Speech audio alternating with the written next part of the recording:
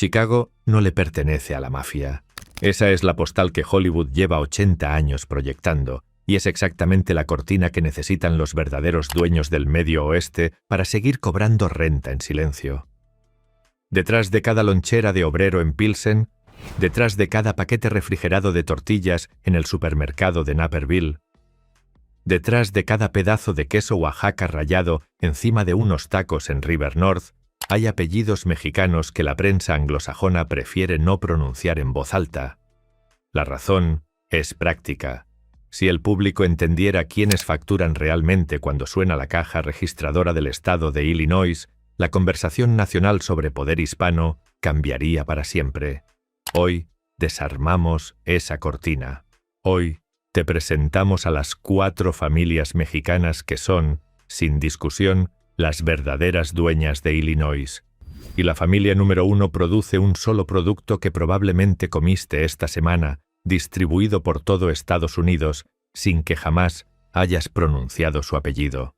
Es una familia que opera, simultáneamente, una de las marcas alimenticias hispanas más grandes del país y una posición permanente en el consejo directivo de una de las universidades privadas más selectivas de Estados Unidos.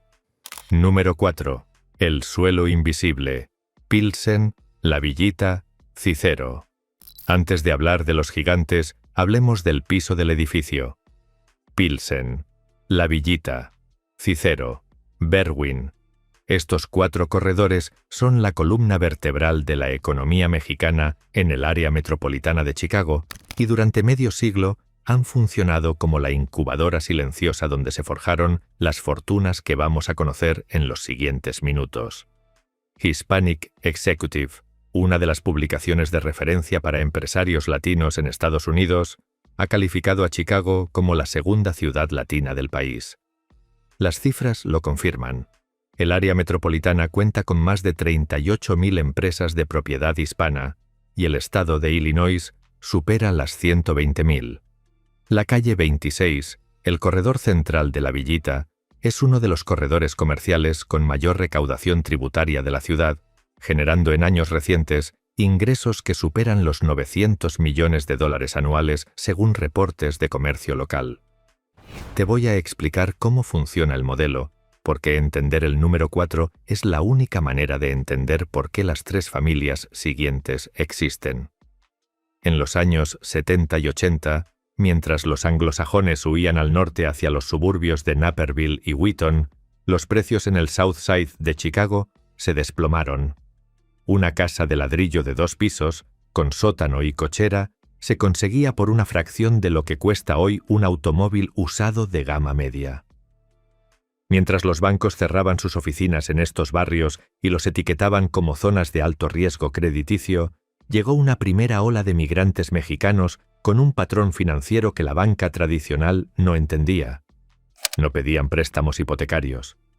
Llegaban con efectivo acumulado durante una década de trabajo en plantas empacadoras de carne, en cocinas industriales de hoteles del Louvre y en obras de construcción suburbana. Compraban una casa en efectivo, vivían en el sótano, rentaban los pisos superiores. 3 años después compraban la segunda casa. Multiplica ese ciclo por miles de familias durante 5 décadas y tienes el bloque de poder inmobiliario más subestimado del medio oeste americano. Los registros del Cook County Recorder of Deeds no agregan datos por etnia, así que no existe una cifra oficial. Pero corredores de bienes raíces locales y reportes de comercio comunitario coinciden en que la propiedad inmobiliaria acumulada por familias mexicanas en estos 4 corredores se cuenta en miles de unidades residenciales y comerciales. No es una corporación con un solo dueño, son cientos de pequeños imperios familiares, cada uno operando bajo el radar. ¿Por qué importa esto para nuestra historia? Porque las 3 familias que vienen no nacieron en un vacío. Crecieron sobre esta plataforma. Sus primeros empleados, sus primeros clientes, sus primeras camionetas de reparto, sus primeros locales arrendados, todo viene de este ecosistema invisible. El sótano del edificio sostiene la corona. Hay un dato adicional que vale la pena registrar. Negocios, Now, una de las publicaciones de referencia para empresarios hispanos en Illinois, Publica anualmente una lista de las 50 empresas hispanas más poderosas del estado y un ranking complementario de los 50 latinos más influyentes del área de Chicago. Esa cobertura, año tras año, documenta una clase media alta latina próspera, diversificada en sectores que van desde la construcción y los bienes raíces hasta la banca regional y los servicios profesionales. La narrativa anglosajona dominante prefiere centrar la conversación pública en la mano de obra latina como categoría laboral. La realidad económica documentada es que esa misma comunidad ha producido, durante medio siglo, capital empresarial significativo, propietario y generacional. Hay un detalle cultural que pocos analistas anglosajones entienden. Cuando un banco gringo te pregunta cuál es tu patrimonio, está buscando un número en una hoja de cálculo. Cuando una familia mexicana en Cicero te dice tengo 4 casas, está describiendo un sistema operativo distinto. Una casa donde vive ella, una casa rentada a 3 familias jornaleras que pagan en efectivo cada 1 de mes. Una casa que opera como salón para quinceañeras los fines de semana. Y una casa que es, simplemente, el banco.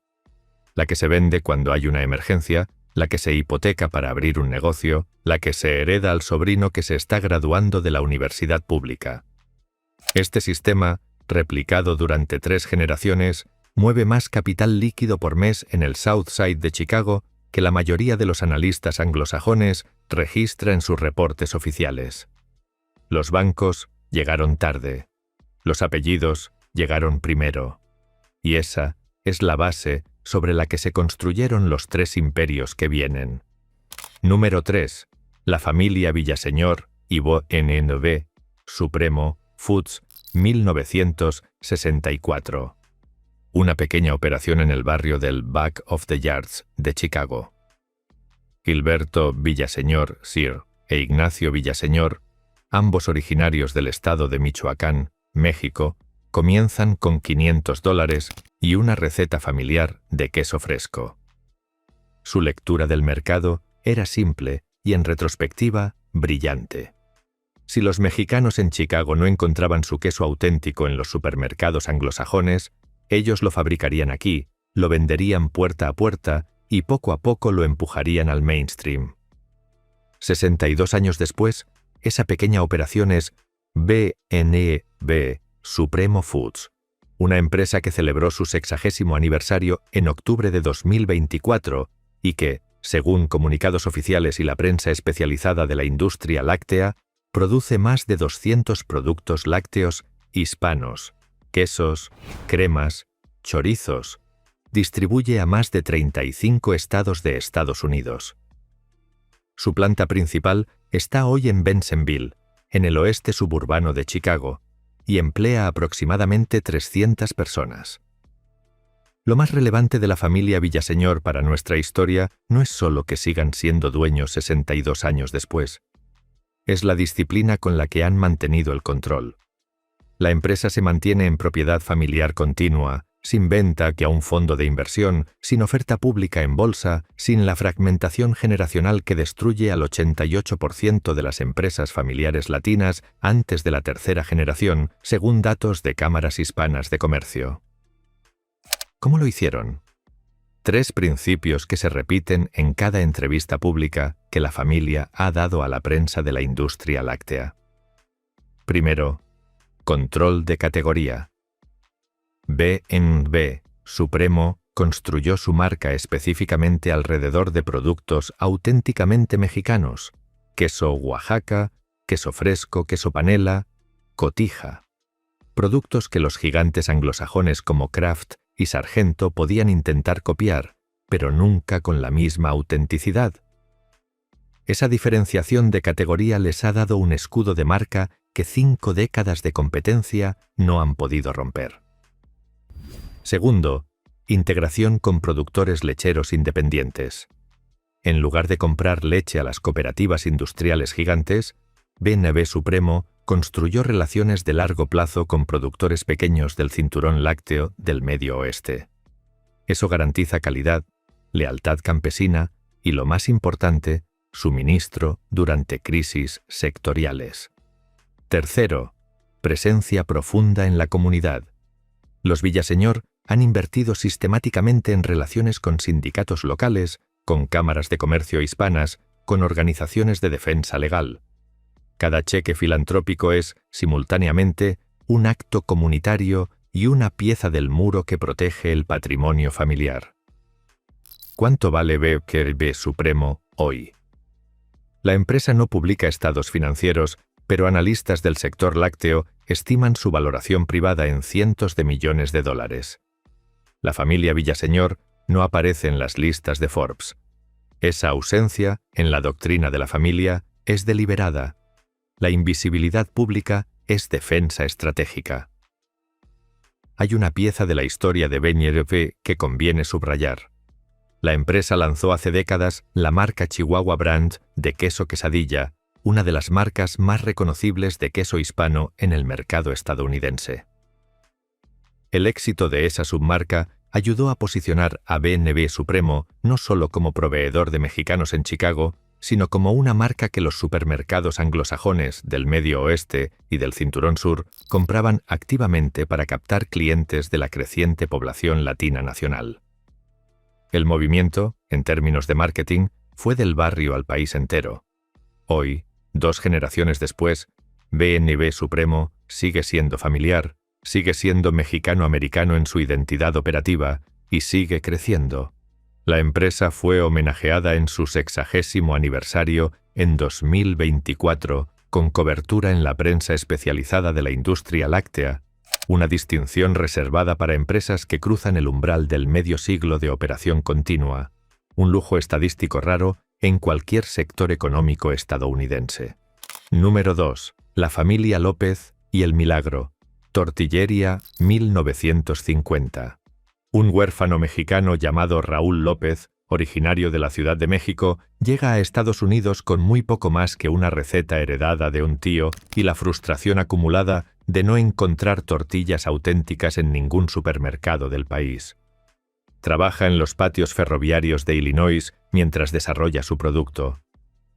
Y entonces hace algo que cambiaría la historia gastronómica del Medio Oeste americano. Funda El Milagro. El nombre, según la propia familia, ha contado en entrevistas locales y en archivos comunitarios, viene de una sola idea: que un inmigrante sin capital pueda construir un negocio en este país es, técnicamente, un milagro. Y construirlo, lo construyó. Hoy, 76 años después, El Milagro opera 2 plantas de producción y 4 taquerías. La fábrica original sigue operando en Pilsen, en la calle 26, y según reportes públicos, la operación combinada produce más de 1 millón de tortillas al día, de maíz y de harina, distribuidas a cientos de tiendas en toda el área de Chicago. Don Raúl tuvo, junto con su esposa, 12 hijos, y aquí está la primera pieza del modelo familiar. No contrató ejecutivos externos, no buscó capital de riesgo. Cada hijo, cada hija fue entrenado dentro del negocio. Hoy, la operación está en manos de Raúl López Jr. y sus hermanos, una segunda generación que ha mantenido viva la receta original mientras escala la distribución. Esa estrategia, mantener todo dentro de la familia, tiene una consecuencia operativa importante. Cada decisión comercial pasa por una reunión familiar, no por una junta directiva con extraños. Cada centavo de utilidad se reinvierte o se reparte internamente. La empresa no responde a accionistas externos porque no existen. Hay un detalle que vale la pena mencionar con honestidad. El Milagro ha enfrentado escrutinio público en años recientes sobre sus prácticas laborales, particularmente durante la pandemia, cuando reportajes en medios locales, incluyendo Vocal o Radio y la revista Catapult, documentaron preocupaciones de trabajadores sobre condiciones de operación. La empresa atribuyó algunas de las interrupciones de producción a problemas de cadena de suministro. Organizadores comunitarios disputaron esa narrativa públicamente. La cobertura existe, es pública y forma parte del récord histórico de la compañía. Pero la pregunta del título de este video es otra: ¿por qué la migra no puede tocar a esta familia? La respuesta no es política, es estructural. El Milagro no es solo una tortillería, es un eslabón crítico en la cadena de suministro alimentario del Medio Oeste. Si la operación se interrumpiera por una semana, los restaurantes mexicanos del cinturón Chicago, Indianápolis, Milwaukee operarían con escasez visible. Esa criticidad logística es, en términos prácticos, un escudo. Las redadas simbólicas se hacen contra negocios cuya ausencia pasa desapercibida. Las redadas no se hacen contra el suministro de tortillas frescas a una región de 40 millones de habitantes. Hay otra dimensión del Imperio López que merece mención. El Milagro no es solo una fábrica. Es, según múltiples crónicas locales, un ancla cultural del barrio de Pilsen. La taquería original en la calle 26 funciona como punto de encuentro, como referente generacional, como prueba viviente de que un mexicano sin capital pudo construir una marca regional que hoy tiene presencia nacional. Las nuevas generaciones de empresarios mexicanos en Chicago citan a don Raúl como referente, no porque hubiera escrito un libro, sino porque la fábrica original sigue operando, sigue produciendo y sigue siendo familiar después de 76 años. El número 2 construyó su imperio con tortillas frescas distribuidas regionalmente. Pero el número 1 hizo algo distinto. Construyó el imperio que llevó la tortilla mexicana, refrigerada y empaquetada, a cada supermercado del país. A mitad de este recorrido conviene detenernos. Mira el patrón hasta aquí. Familias del Pilsen y la Villita acumulando bienes raíces silenciosamente desde los años 70. Los Villaseñor construyendo el imperio del queso hispano a partir de $500 en 1964.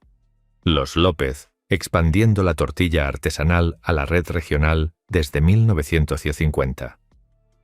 Cada una de estas familias entendió, en momentos distintos del siglo XX, una verdad simple que la banca anglosajona tradicional ignoró durante décadas.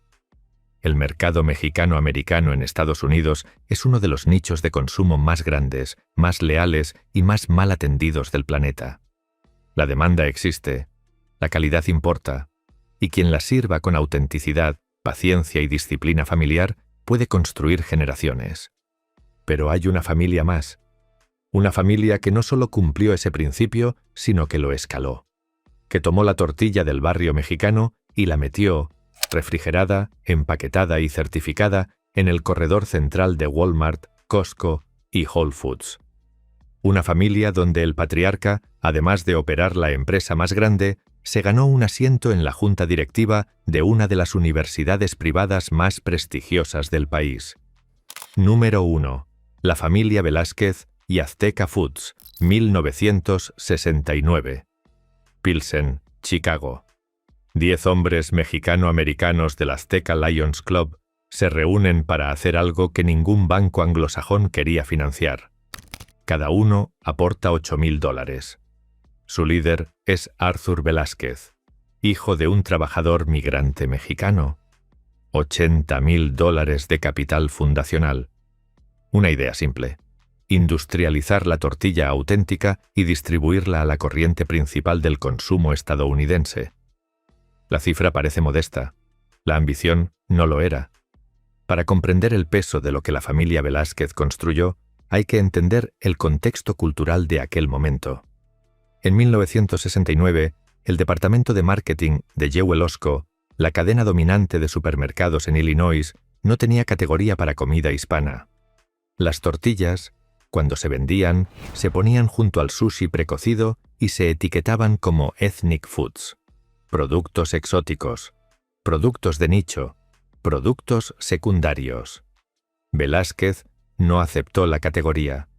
Lo que hizo fue una operación de fuerza estratégica que las escuelas de negocios aún hoy ignoran porque no encaja en el manual anglosajón. Empujó tortillas en consignación a las tiendas, gratis si era necesario, durante meses. Si no se vendían, se las llevaba sin cobrar. Si se vendían, los gerentes firmaban contratos de suministro recurrente. Para 1989, la marca era tan grande que el conglomerado de Pillsbury Company había absorbido la operación. Y aquí viene la jugada que define a esta familia. Ese mismo año, Arthur Velázquez y su esposa Joan hicieron algo prácticamente sin precedentes en la historia de la empresa familiar latina en Estados Unidos. Compraron de regreso los activos del negocio a Pillsbury y lo rebautizaron Azteca Foods, Inc. Recuperaron el control, mantuvieron a la familia al mando. ¿Qué tan grande es Azteca hoy? Según material oficial de la empresa y la cobertura de Food and Beverage Magazine, en su 50º aniversario, Azteca es el productor líder de tortillas refrigeradas en Estados Unidos. Sus productos están en los supermercados más grandes del país. La empresa fue homenajeada en una exposición del Smithsonian Institute como pionera por llevar la comida mexicana a la corriente principal del consumo estadounidense. El valor exacto de la compañía, que permanece privada, no se publica. Analistas del sector estiman valoraciones en cientos de millones de dólares, pero ninguna cifra oficial está disponible. El patriarca, Arthur Velázquez, ha llevado el éxito empresarial a la mesa institucional. La Universidad de Notre Dame, una de las universidades privadas más selectivas del país, lo nombró trustee de su consejo directivo y posteriormente Hesburgh Trustee, distinción reservada para los benefactores de mayor impacto. En el universo de las élites institucionales estadounidenses, ese tipo de asiento no se compra. Se gana, durante décadas, con desempeño financiero, contribución filantrópica y red personal. ¿Por qué la migra no puede tocar a esta familia? Porque tocar a la familia Velázquez sería tocar simultáneamente la cadena de suministro de tortillas refrigeradas a los supermercados más grandes del país, el consejo directivo de la Universidad de Notre Dame y una marca que el propio Smithsonian celebra como capítulo legítimo de la historia gastronómica estadounidense. No hay funcionario federal de migración que firme una operación con ese nivel de fricción institucional. La tortilla, si lo piensas con calma, no es solo un producto. Es la prueba más visible de que la cocina mexicana se convirtió en cocina americana. Y la familia que más empujó esa transformación lleva más de medio siglo cobrando renta a casi todas las cocinas del país, en perfil bajo, con disciplina militar, con una segunda generación entrenada para continuar. Hay algo que vale la pena decir sin rodeos. El éxito de la familia Velázquez no es accidental, no es un golpe de suerte, no es la historia romántica del migrante que de repente se hizo rico. Es el resultado de 5 décadas de paciencia institucional, de sucesión generacional cuidadosamente coreografiada, de relaciones políticas bipartidistas y de filantropía estratégica con organizaciones latinas de defensa, becas y empoderamiento empresarial. Cada cheque a una fundación es, simultáneamente, un acto comunitario y una pieza del muro que protege el patrimonio familiar. Cada asiento institucional, como el de Notre Dame, es un seguro contra escrutinio mediático y regulatorio. Y eso es, en última instancia, la respuesta al título de este video. La familia Velázquez no es intocable porque tenga conexiones políticas secretas. Es intocable porque construyó durante 57 años una arquitectura institucional, financiera, cívica y cultural que hace impráctico, costoso e improductivo cualquier intento de tocarlas. La harina molida en Pilsen llega a la mesa de un senador en Washington, y el senador lo sabe. Y vale la pena hacer una nota final sobre Azteca. La empresa contemporánea es operada por una segunda y tercera generación de la familia, con miembros formados en programas de élite en negocios y derecho corporativo. La transición intergeneracional exitosa en empresas privadas latinas es, según datos de cámaras hispanas de comercio, estadísticamente rara. La mayoría de las empresas familiares hispanas en Estados Unidos no sobreviven hasta la tercera generación. Azteca lo logró. La familia Velázquez está en su tercera generación operativa, lo que la coloca en el percentil más alto de longevidad institucional para una empresa familiar latina en Estados Unidos. Esa rareza estadística es, paradójicamente, la prueba más contundente de la disciplina del clan. 4 familias, un solo estado, un patrón que se repite con disciplina militar, paciencia generacional, control familiar absoluto, integración en la cadena de suministro, presencia institucional cívica e invisibilidad mediática deliberada. Lo que acabas de escuchar no es una excepción. Es el modelo. Si lo entiendes, dejas de mirar el escenario donde te dicen que mires y empiezas a leer los contratos donde realmente se firman las decisiones del país. Porque la riqueza mexicana en Estados Unidos no es un fenómeno reciente, ni un boom pasajero, ni un nicho cultural. Es una estructura económica que llevaba 60 años consolidándose mientras la prensa anglosajona escribía sobre otras cosas. Y ahora te pregunto, ¿qué estado de Estados Unidos crees que esconde un patrón parecido sin que nadie lo haya destapado? ¿Texas, donde los apellidos cruzan la frontera todos los días? ¿California, donde el sistema agrícola entero descansa sobre manos mexicanas? ¿O un estado que nadie está mirando, como Carolina del Norte o Georgia? Déjame tu respuesta abajo en los comentarios. Quiero leerte. Suscríbete a Status Global. Aquí no repetimos rankings de revista. Aquí desarmamos los rankings hasta el ladrillo de origen. Aquí leemos los contratos donde se firman las decisiones. Aquí mostramos los apellidos que la prensa anglosajona prefiere no pronunciar. Y aquí, episodio tras episodio, te entregamos el mapa real del poder hispano en Estados Unidos, sin filtros ni cortinas. Dale like, activa la campana y nos vemos en el próximo video. Esto fue Status Global. Nos vemos pronto.